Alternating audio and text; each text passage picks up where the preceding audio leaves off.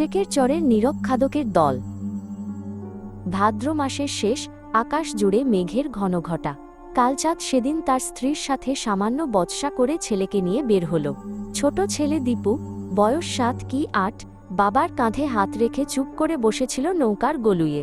তারা যাচ্ছিল শেকের চরের পুরনো কবরস্থানের পাশের খালে মাছ ধরতে। সেই খালটিকে লোকে বলত মর্গ খাল। গুড়ি গুড়ি বৃষ্টি পড়ছিল, চারপাশ পৈশাচিক নীরবতা। বাতাসের সঙ্গে পচা জলজ ঘাস আর শেওলার ভেজা গন্ধ মিশে এক গাঢ় অস্বস্তি সৃষ্টি করছিল। কালচাঁদ দ্রুত হাতে বৈঠা চালাচ্ছিল। দীপু ভয়ে চুপ করে বাবার পিঠ ঘেঁষে বসেছিল।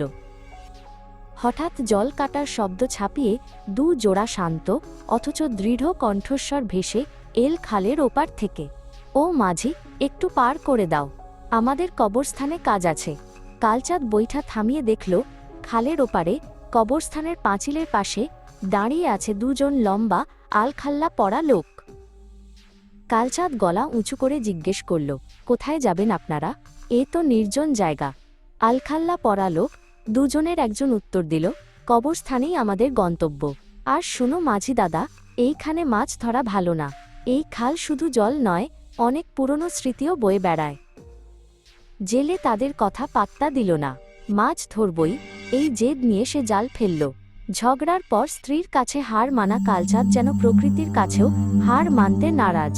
কিন্তু দীপু বাবার শার্ট চেপে ধরে ফিসফিস করে বলল, বাবা, ওরা কি মানুষ?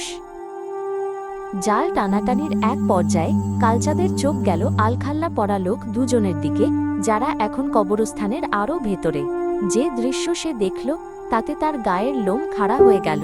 তারা একটি সদ্য তোলা কফিনের পাশে বসে আছে। লোক 2 জন একটি লাশের পচা বিবর্ণ মাংস ছিঁড়ে খাচ্ছে, ঠিক যেন ক্ষুধার্ত সাপদ।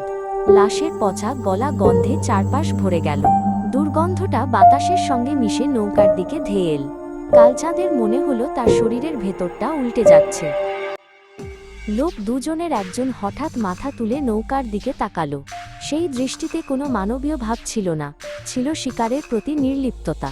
পরক্ষণে সে লাশের একটি পচে যাওয়া অপরিষ্কার অঙ্গ ছুঁড়ে মারল সোজা কালচাঁদের নৌকার দিকে।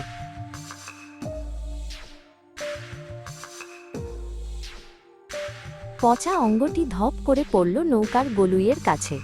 লোক 2 জন তখন বিভৎস হাসি হেসে ইশারা করল, খেয়ে নাও, আমাদের উপহার। সেই পচা মাংসের উৎকট গন্ধে দীপু জ্ঞান হারাল। তার ছোট শরীরটা বাবার কোলের কাছে ঢলে পড়ল। কালচাঁদের সমস্ত সাহস যেন নিমেষে জল হয়ে গেল।